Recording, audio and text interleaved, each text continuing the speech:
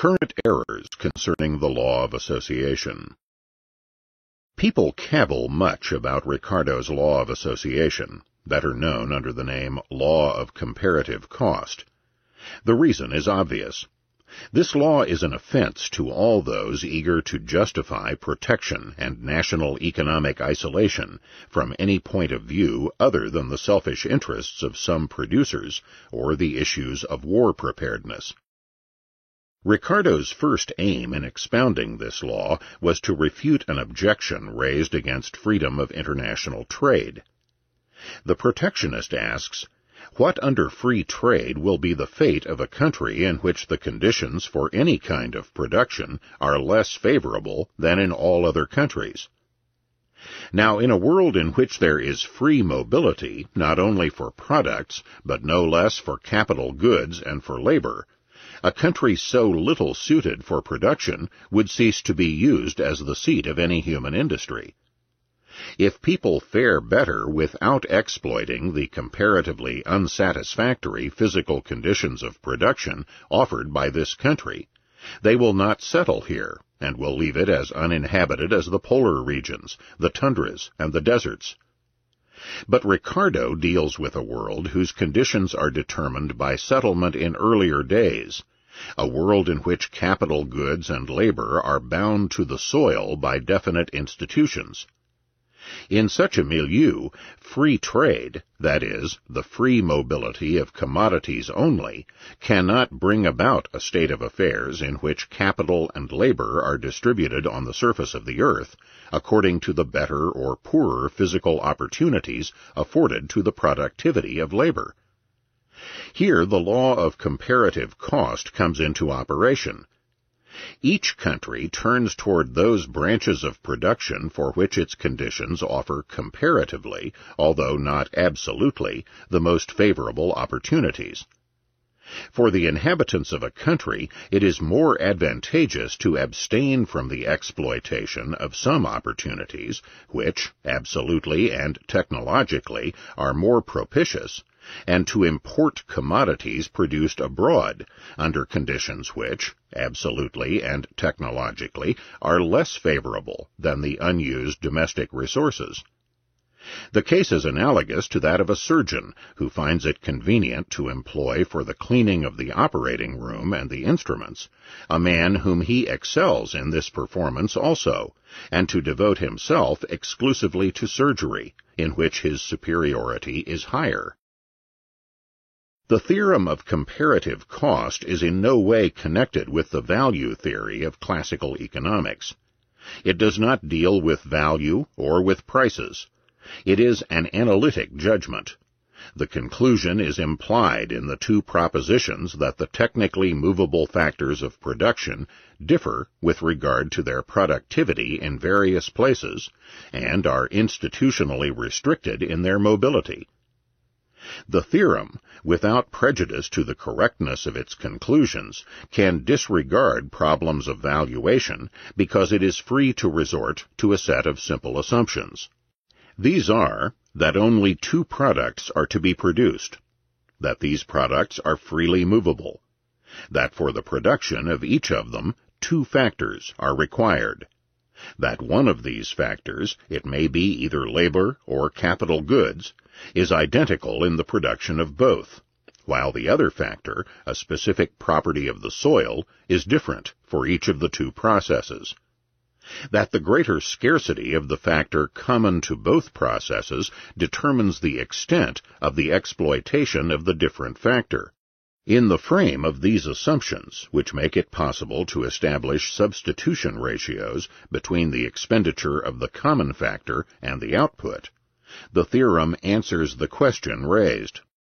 The law of comparative cost is as independent of the classical theory of value as is the law of returns, which its reasoning resembles. In both cases, we can content ourselves with comparing only physical input and physical output. With the law of returns, we compare the output of the same product. With the law of comparative costs, we compare the output of two different products. Such a comparison is feasible because we assume that for the production of each of them, Apart from one specific factor, only non-specific factors of the same kind are required. Some critics blame the law of comparative cost for this simplification of assumptions. They believe that the modern theory of value would require a reformulation of the law in conformity with the principles of subjective value. Only such a formulation could provide a satisfactory, conclusive demonstration. However, they do not want to calculate in terms of money. They prefer to resort to those methods of utility analysis which they consider a means for making value calculations in terms of utility. It will be shown in the further progress of our investigation that these attempts to eliminate monetary terms from economic calculation are delusive. Their fundamental assumptions are untenable and contradictory, and all formulas derived from them are vicious. No method of economic calculation is possible other than one based on money prices as determined by the market. The meaning of the simple assumptions underlying the law of comparative cost is not precisely the same for the modern economists as it was for the classical economists. Some adherents of the classical school considered them as the starting point of a theory of value in international trade. We know now that they were mistaken in this belief. Besides, we realize that with regard to the determination of value and of prices, there is no difference between domestic and foreign trade. What makes people distinguish between the home market and markets abroad is only a difference in the data, that is, varying institutional conditions restricting the mobility of factors of production and of products. If we do not want to deal with the law of comparative cost under the simplified assumptions applied by Ricardo, we must openly employ money calculation. We must not fall prey to the illusion that a comparison between the expenditure of factors of production of various kinds and of the output of products of various kinds can be achieved without the aid of money calculation. If we consider the case of the surgeon and his handyman, we must say, if the surgeon can employ his limited working time for the performance of operations for which he is compensated at $50 per hour, it is to his interest to employ a handyman to keep his instruments in good order and to pay him $2 per hour, although this man needs 3 hours to accomplish what the surgeon could do in 1 hour. In comparing the conditions of two countries, we must say, if conditions are such that in England the production of 1 unit of each of the two commodities, A and B, requires the expenditure of 1 working day of the same kind of labor, while in India, with the same investment of capital for A, 2 days, and for B, 3 days are required. And if capital goods and A and B are freely movable from England to India and vice versa, while there is no mobility of labor, wage rates in India in the production of A must tend to be 50%, and in the production of B 33 1/3% of the English rates. If the English rate is 6 shillings, the rates in India would be the equivalent of 3 shillings in the production of A, and the equivalent of 2 shillings in the production of B. Such a discrepancy in the remuneration of labor of the same kind cannot last if there is mobility of labor on the domestic Indian labor market. Workers would shift from the production of B into the production of A. Their migration would tend to lower the remuneration in the A industry and to raise it in the B industry. Finally, Indian wage rates would be equal in both industries. The production of A would tend to expand and to supplant English competition. On the other hand, the production of B would become unprofitable in India and would have to be discontinued, while it would expand in England. The same reasoning is valid if we assume that the difference in the conditions of production consists also or exclusively in the amount of capital investment needed. It has been asserted that Ricardo's law was valid only for his age, and is of no avail for our time, which offers other conditions. Ricardo saw the difference between domestic trade and foreign trade in differences in the mobility of capital and labor. If one assumes that capital, labor, and products are movable, then there exists a difference between regional and interregional trade only as far as the cost of transportation comes into play. Then it is superfluous to develop a theory of international trade as distinguished from national trade. Capital and labor are distributed on the Earth's surface according to the better or poorer conditions which the various regions offer to production. There are areas more densely populated and better equipped with capital. There are others less densely populated and poorer in capital supply. There prevails on the whole Earth a tendency toward an equalization of wage rates for the same kind of labor. Ricardo, however, starts from the assumption that there is mobility of capital and labor only within each country, and not between the various countries.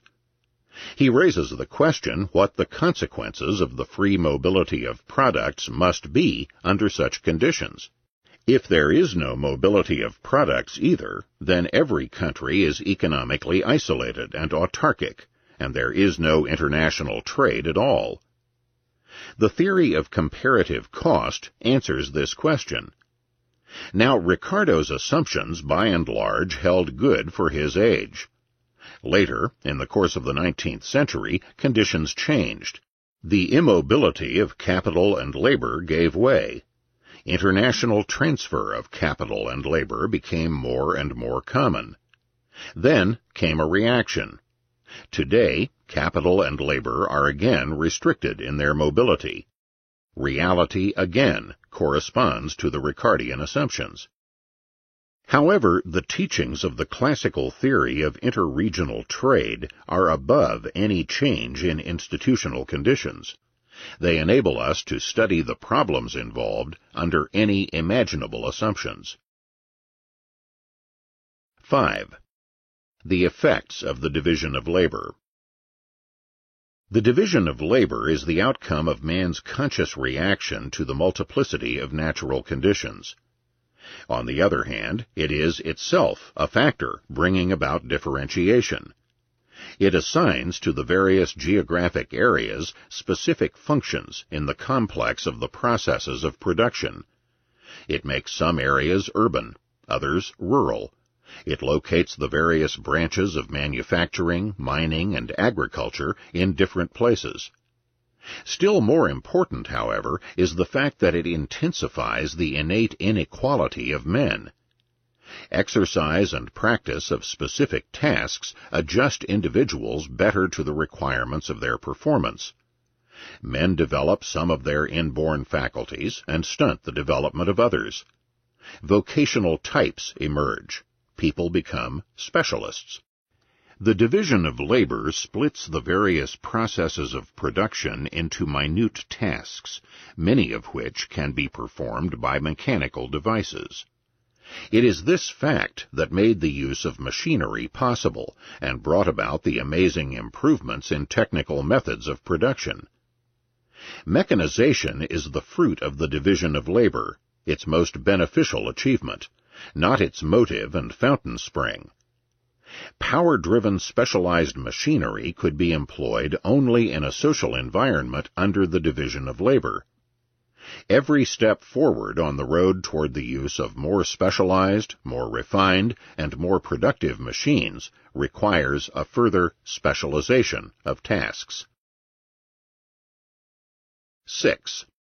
The individual within society. If praxeology speaks of the solitary individual acting on his own behalf only and independent of fellow men, it does so for the sake of a better comprehension of the problems of social cooperation. We do not assert that such isolated, autarkic human beings have ever lived, and that the social stage of man's history was preceded by an age of independent individuals roaming like animals in search of food. The biological humanization of man's non-human ancestors and the emergence of the primitive social bonds were effected in the same process. Man appeared on the scene of earthly events as a social being. The isolated asocial man is a fictitious construction. Seen from the point of view of the individual, society is the great means for the attainment of all his ends. The preservation of society is an essential condition of any plans an individual may want to realize by any action whatever.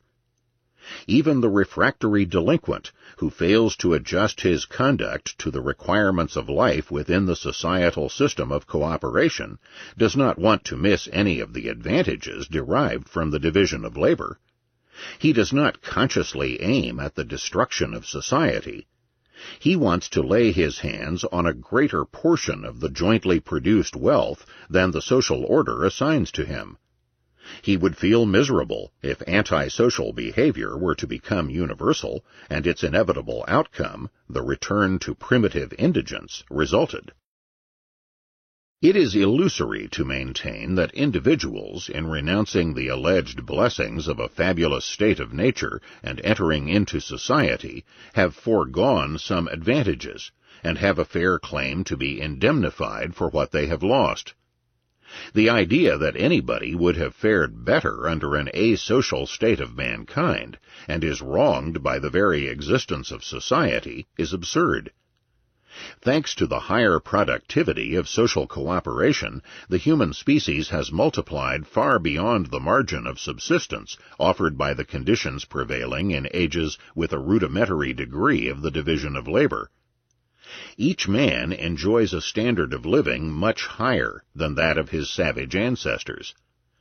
The natural condition of man is extreme poverty and insecurity. It is romantic nonsense to lament the passing of the happy days of primitive barbarism. In a state of savagery, the complainants would either not have reached the age of manhood, or if they had, they would have lacked the opportunities and amenities provided by civilization. Jean-Jacques Rousseau and Frederick Engels, if they had lived in the primitive state which they describe with nostalgic yearning, would not have enjoyed the leisure required for their studies and for the writing of their books. One of the privileges which society affords to the individual is the privilege of living in spite of sickness or physical disability. Sick animals are doomed. Their weakness handicaps them in their attempts to find food and to repel aggression on the part of other animals. Deaf, nearsighted, or crippled savages must perish. But such defects do not deprive a man of the opportunity to adjust himself to life in society. The majority of our contemporaries are afflicted with some bodily deficiencies, which biology considers pathological. Our civilization is, to a great extent, the achievement of such men. The eliminative forces of natural selection are greatly reduced under social conditions. Hence, some people say that civilization tends to deteriorate the hereditary qualities of the members of society. Such judgments are reasonable if one looks at mankind with the eyes of a breeder intent upon raising a race of men equipped with certain qualities. But society is not a stud farm operated for the production of a definite type of men. There is no natural standard to establish what is desirable and what is undesirable in the biological evolution of man. Any standard chosen is arbitrary, purely subjective, in short, a judgment of value. The terms racial improvement and racial degeneration are meaningless when not based on definite plans for the future of mankind. It is true, civilized man is adjusted to life in society, and not to that of a hunter in virgin forests. The Fable of the Mystic Communion. The praxeological theory of society is assailed by the fable of the mystic communion. Society, assert the supporters of this doctrine, is not the product of man's purposeful action. It is not cooperation and division of tasks. It stems from unfathomable depths, from an urge ingrained in man's essential nature. It is, says one group, engrossment by the Spirit, which is divine reality, and participation, by virtue of a unio mystica, in God's power and love. Another group sees society as a biological phenomenon. It is the work of the voice of the blood, the bond uniting the offspring of common ancestors with these ancestors and with one another, and the mystical harmony between the plowman and the soil he tills. That such psychical phenomena are really felt is true. There are people who experience the unio mystica and place this experience above everything else, and there are men who are convinced that they hear the voice of the blood and smell with heart and soul the unique scent of the cherished soil of their country. The mystical experience and the ecstatic rapture are facts which psychology must consider real, like any other psychical phenomenon. The error of the communion doctrines does not consist in their assertion that such phenomena really occur, but in the belief that they are primary facts, not dependent on any rational consideration. The voice of the blood, which brings the father close to his child, was not heard by those savages who did not know the causal relation between cohabitation and pregnancy. Today, as this relation is known to everybody, a man who has full confidence in his wife's fidelity may perceive it. But if there are doubts concerning the wife's fidelity, the voice of the blood is of no use. Nobody ever ventured to assert that doubts concerning paternity could be resolved by the voice of the blood. A mother who has kept watch over her child since its birth can hear the voice of the blood. If she loses touch with the infant at an early date, she may later identify it by some bodily marks, for instance those moles and scars which once were popular with novel writers. But the blood is mute if such observations and the conclusions derived from them do not make it speak. The voice of the blood, contend the German racists, mysteriously unifies all members of the German people. But anthropology reveals the fact that the German nation is a mixture of the descendants of various races, sub-races, and strains, and not a homogeneous stock descended from a common ancestry. The recently Germanized Slav, who has only a short time since changed his paternal family name for a German-sounding name, believes that he is substantially attached to all Germans. But he does not experience any such inner urge impelling him to join the ranks of his brothers or cousins who remained Czechs or Poles. The voice of the blood is not an original and primordial phenomenon.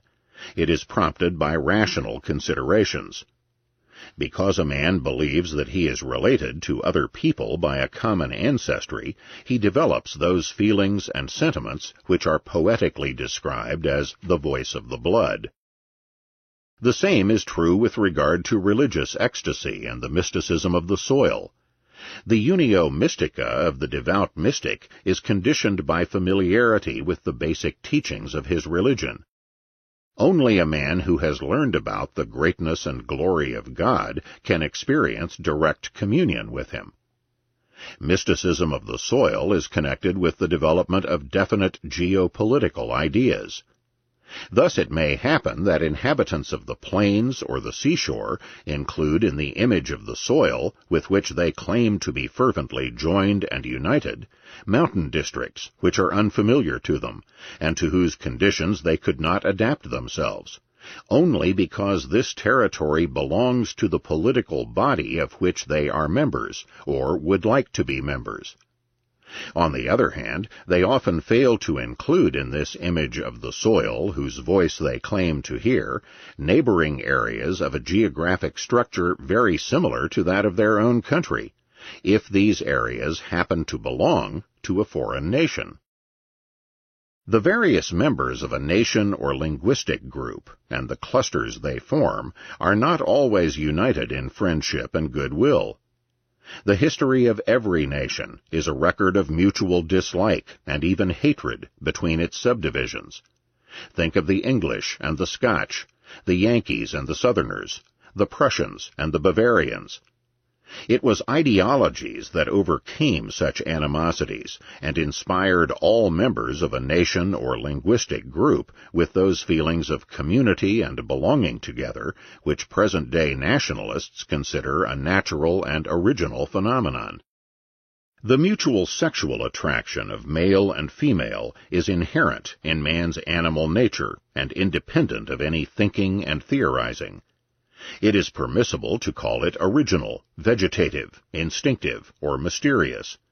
There is no harm in asserting metaphorically that it makes one being out of two. We may call it a mystic communion of two bodies, a community. However, neither cohabitation nor what precedes it and follows generates social cooperation and societal modes of life. The animals, too, join together in mating, but they have not developed social relations. Family life is not merely a product of sexual intercourse. It is by no means natural and necessary that parents and children live together in the way in which they do in the family. The mating relation need not result in a family organization. The human family is an outcome of thinking, planning, and acting. It is this very fact which distinguishes it radically from those animal groups which we call, per analogiam, animal families. The mystical experience of communion or community is not the source of societal relations, but their product. The counterpart of the fable of the mystical communion is the fable of a natural and original repulsion between races or nations. It is asserted that an instinct teaches man to distinguish congeners from strangers, and to detest the latter. Scions of noble races abominate any contact with members of lower races. To refute this statement, one need only mention the fact of racial mixture. As there are in present-day Europe no pure stocks, we must conclude that between members of the various stocks which once settled in that continent, there was sexual attraction and not repulsion. Millions of mulattoes and other half-breeds are living counter-evidence to the assertion that there exists a natural repulsion between the various races. Like the mystical sense of communion, racial hatred is not a natural phenomenon innate in man. It is the product of ideologies. But even if such a thing as a natural and inborn hatred between various races existed, it would not render social cooperation futile, and would not invalidate Ricardo's theory of association. Social cooperation has nothing to do with personal love or with a general commandment to love one another. People do not cooperate under the division of labor because they love or should love one another. They cooperate because this best serves their own interests.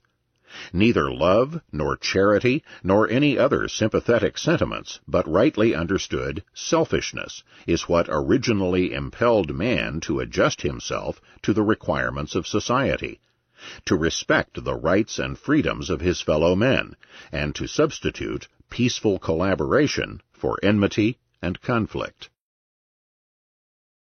7. The Great Society. Not every interhuman relation is a social relation. When groups of men rush upon one another in a war of outright extermination, when men fight against men as mercilessly as they crush pernicious animals and plants, there is between the fighting parties reciprocal effect and mutual relation, but no society. Society is joint action and cooperation in which each participant sees the other partner's success as a means for the attainment of his own. The struggles in which primitive hordes and tribes fought one another for watering places, hunting and fishing grounds, pastures and booty were such pitiless wars of annihilation. They were total wars. So in the 19th century were the first encounters of Europeans with the aborigines of territories newly made accessible. But already in the primeval age, long before the time of which historical records convey information, another mode of procedure began to develop. People preserved, even in warfare, some rudiments of social relations previously established. In fighting against peoples with whom they never before had had any contact, they began to take into account the idea that between human beings, notwithstanding their immediate enmity, a later arrangement and cooperation is possible. Wars were waged to hurt the foe, but the hostile acts were no longer merciless and pitiless in the full sense of these terms. The belligerents began to respect certain limits, which in a struggle against men, as differentiated from that against beasts, should not be transcended. Above the implacable hatred and the frenzy of destruction and annihilation, a societal element began to prevail. The idea emerged that every human adversary should be considered as a potential partner in a future cooperation, and that this fact should not be neglected in the conduct of military operations. War was no longer considered the normal state of interhuman relations. People recognized that peaceful cooperation is the best means to carry on the struggle for biological survival. We may even say that as soon as people realize that it is more advantageous to enslave the defeated than to kill them, the warriors, while still fighting, gave thought to the aftermath, the peace.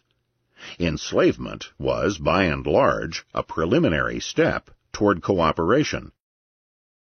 The ascendancy of the idea that even in war, not every act is to be considered permissible, that there are legitimate and illicit acts of warfare, that there are laws, that is, societal relationships which are above all nations, even above those momentarily fighting one another, has finally established the Great Society, embracing all men and all nations. The various regional societies were merged into one ecumenical society. Belligerents who do not wage war savagely in the manner of beasts, but according to human and social rules of warfare, renounce the use of some methods of destruction in order to attain the same concessions on the part of their foes.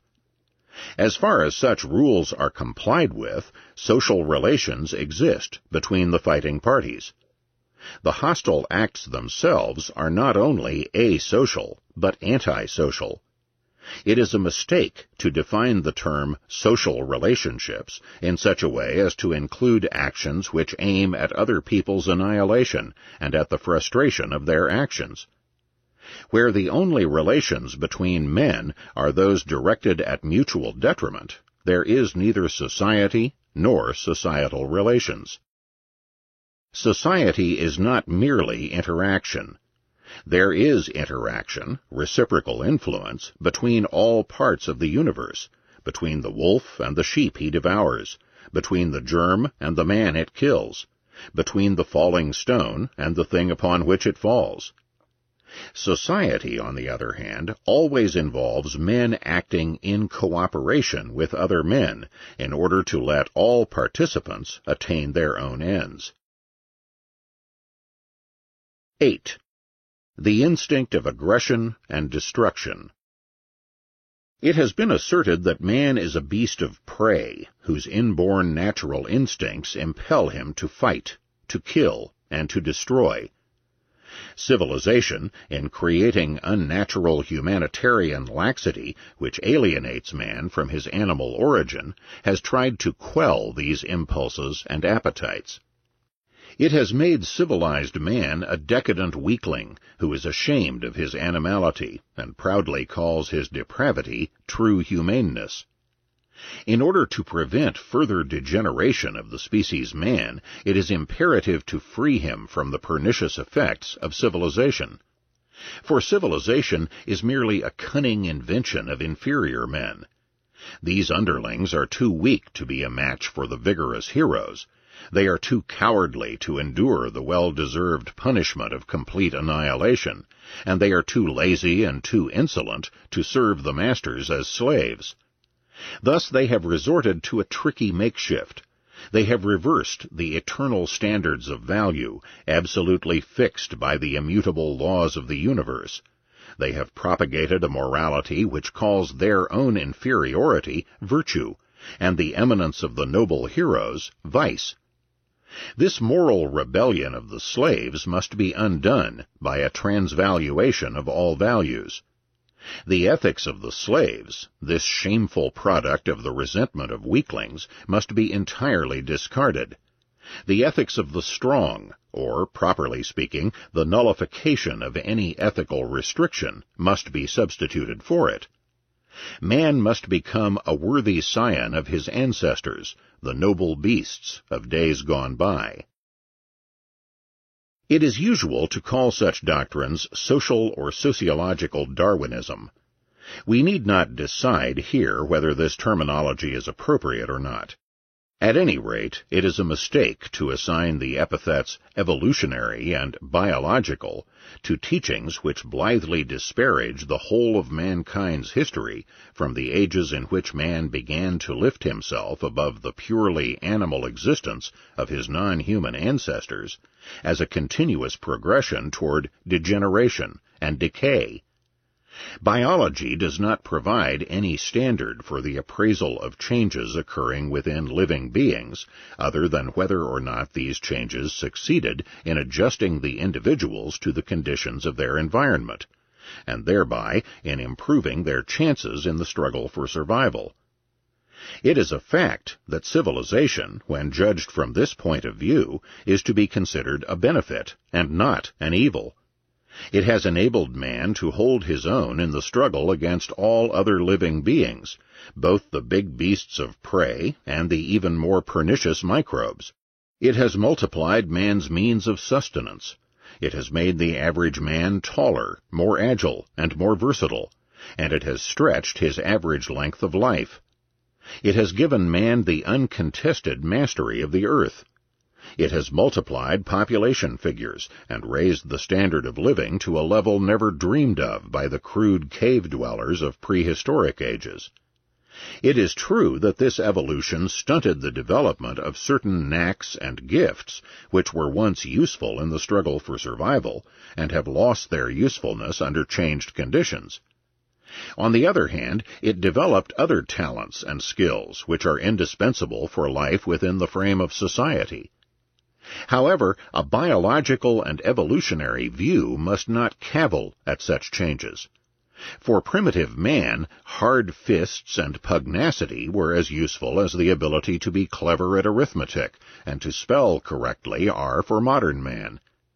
It is quite arbitrary, and certainly contrary to any biological standard, to call only those characteristics which were useful to primitive man natural and adequate to human nature, and to condemn the talents and skills badly needed by civilized man as marks of degeneration and biological deterioration.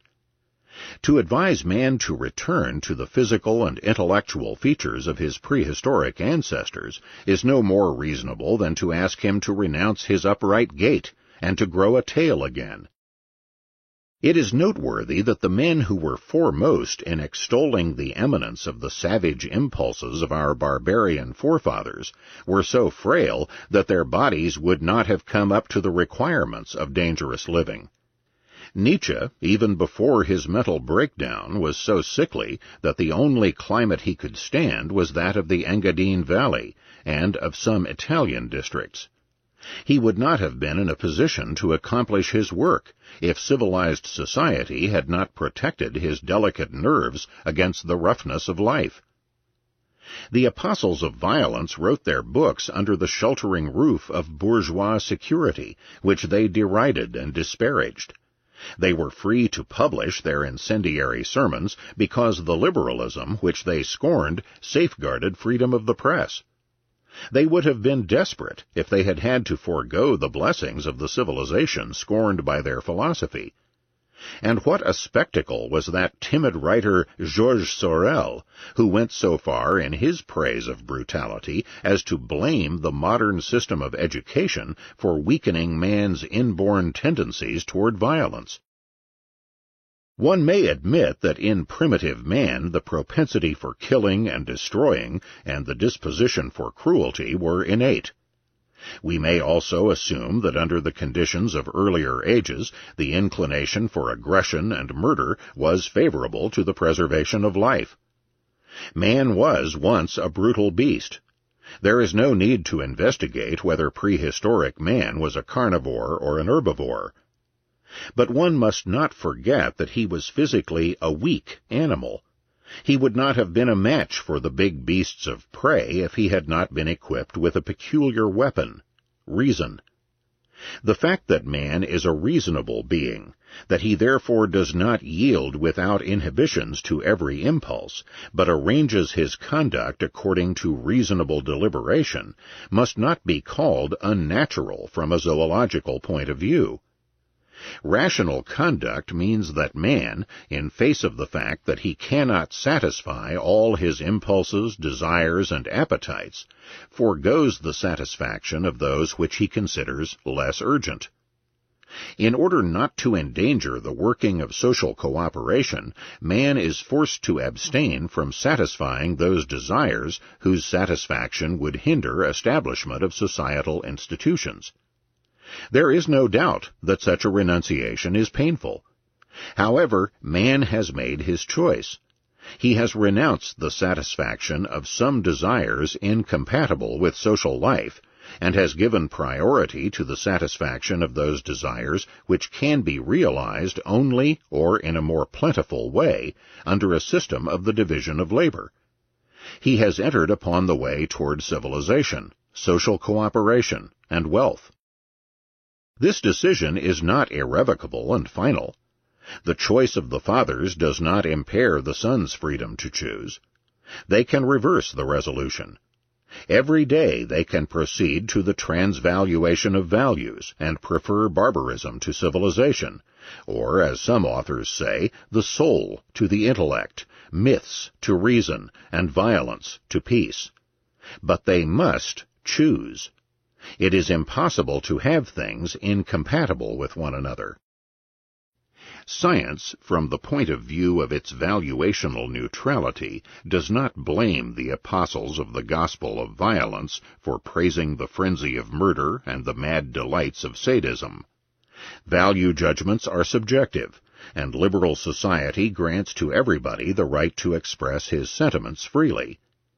Civilization has not extirpated the original tendency toward aggression, bloodthirstiness, and cruelty which characterized primitive man.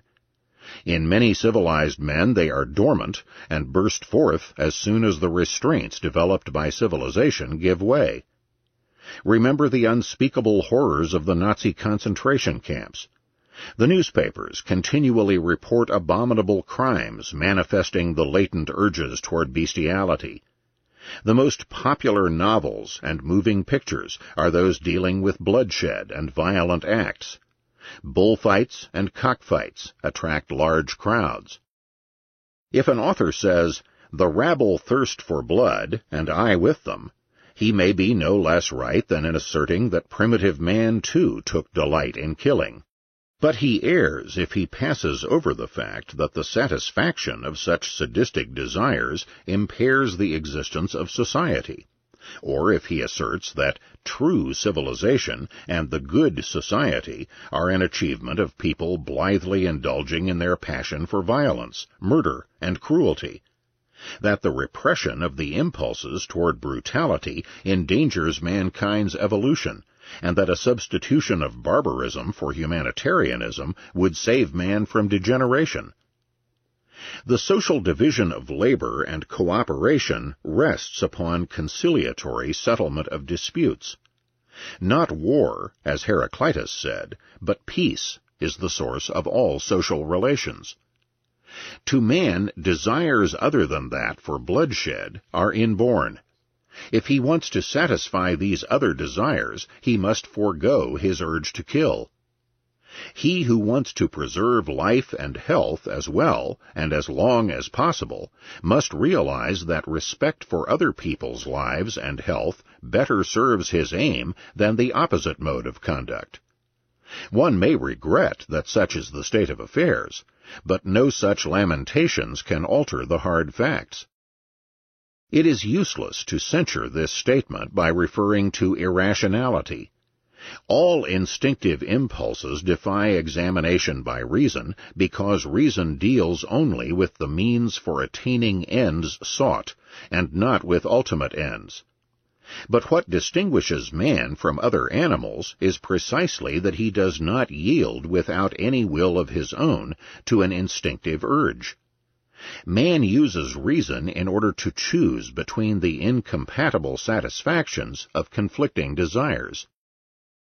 One must not tell the masses, indulge in your urge for murder. It is genuinely human and best serves your well-being. One must tell them, if you satisfy your thirst for blood, you must forego many other desires. You want to eat, to drink, to live in fine homes, to clothe yourselves, and 1,000 other things, which only society can provide. You cannot have everything. You must choose. The dangerous life and the frenzy of sadism may please you, but they are incompatible with the security and plenty which you do not want to miss either. Praxeology as a science cannot encroach upon the individual's right to choose and to act. The final decisions rest with acting men, not with the theorists. Science's contribution to life and action does not consist in establishing value judgments, but in clarification of the conditions under which man must act, and in elucidation of the effects of various modes of action. It puts at the disposal of acting man all the information he needs in order to make his choices in full awareness of their consequences. It prepares an estimate of cost and yield, as it were. It would fail in this task if it were to omit from this statement one of the items which could be of influence in people's choices and decisions. Current misinterpretations of modern natural science, especially of Darwinism. Some present-day anti-liberals, both of the right-wing and of the left-wing variety, base their teachings on misinterpretations of the achievements of modern biology. 1. Men are unequal. 18th-century liberalism and likewise present-day egalitarianism start from the self-evident truth that all men are created equal, and that they are endowed by their Creator with certain unalienable rights. However, say the advocates of a biological philosophy of society, natural science has demonstrated in an irrefutable way that men are different. There is no room left in the framework of an experimental observation of natural phenomena for such a concept as natural rights. Nature is unfeeling and insensible with regard to any being's life and happiness. Nature is iron necessity and regularity. It is metaphysical nonsense to link together the slippery and vague notion of liberty and the unchangeable absolute laws of cosmic order. Thus, the fundamental idea of liberalism is unmasked as a fallacy. Now, it is true that the liberal and democratic movement of the 18th and 19th centuries drew a great part of its strength from the doctrine of natural law and the innate imprescriptible rights of the individual. These ideas, first developed by ancient philosophy and Jewish theology, permeated Christian thinking. Some anti-Catholic sects made them the focal point of their political programs. A long line of eminent philosophers substantiated them. They became popular and were the most powerful moving force in the pro-democratic evolution. They are still supported today. Their advocates do not concern themselves with the incontestable fact that God or nature did not create men equal, since many are born hale and hearty, while others are crippled and deformed. With them, all differences between men are due to education, opportunity, and social institutions. But the teachings of utilitarian philosophy and classical economics have nothing at all to do with the doctrine of natural right. With them, the only point that matters is social utility. They recommend popular government, private property, tolerance, and freedom, not because they are natural and just, but because they are beneficial. The core of Ricardo's philosophy is the demonstration that social cooperation and division of labor between men who are in every regard superior and more efficient, and men who are in every regard inferior and less efficient, is beneficial to both groups. Bentham, the radical, shouted, "Natural rights is simple nonsense. Natural and imprescriptible rights, rhetorical nonsense." With him, the sole object of government ought to be the greatest happiness of the greatest possible number of the community. Accordingly, in investigating what ought to be right, he does not care about preconceived ideas concerning God's or nature's plans and intentions, forever hidden to mortal men. He is intent upon discovering what best serves the promotion of human welfare and happiness. Malthus showed that nature, in limiting the means of subsistence, does not accord to any living being a right of existence, and that by indulging heedlessly in the natural impulse of proliferation, man would never have risen above the verge of starvation. He contended that human civilization and well-being could develop only to the extent that man learned to rein his sexual appetites by moral restraint.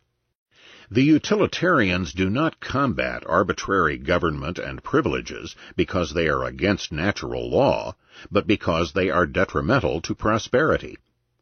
They recommend equality under the civil law not because men are equal, but because such a policy is beneficial to the commonweal.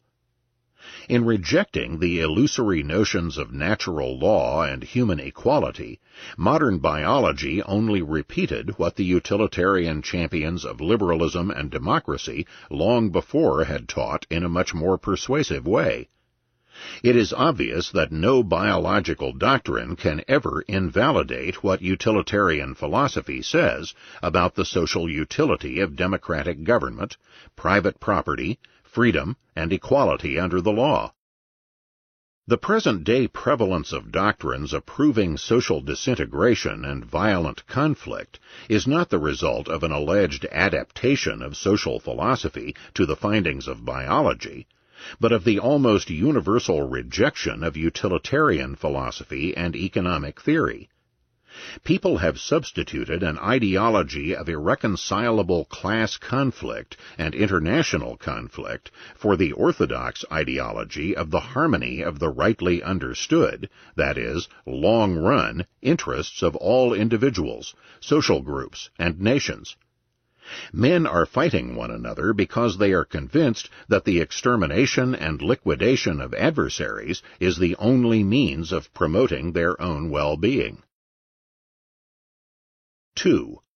The social implications of Darwinism. The theory of evolution as expounded by Darwin, says a school of social Darwinism, has clearly demonstrated that in nature there are no such things as peace and respect for the lives and welfare of others. In nature there is always struggle and merciless annihilation of the weak who do not succeed in defending themselves.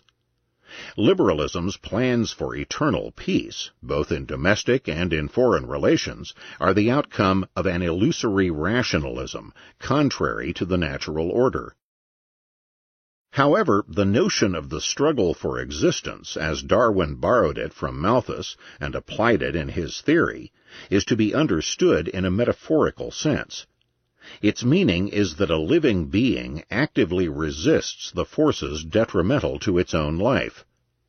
This resistance, if it is to succeed, must be appropriate to the environmental conditions in which the being concerned has to hold its own. It need not always be a war of extermination, such as in the relations between men and morbific microbes. Reason has demonstrated that for man, the most adequate means of improving his condition is social cooperation and division of labor. They are man's foremost tool in his struggle for survival.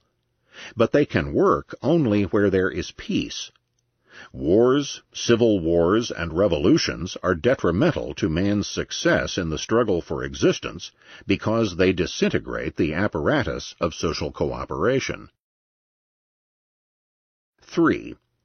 Reason and rational behavior are unnatural. Christian theology deprecated the animal functions of man's body and depicted the soul as something outside of all biological phenomena. In an excessive reaction against this philosophy, some moderns are prone to disparage everything in which man differs from other animals. In their eyes, human reason is inferior to the animal instincts and impulses. It is unnatural and therefore bad.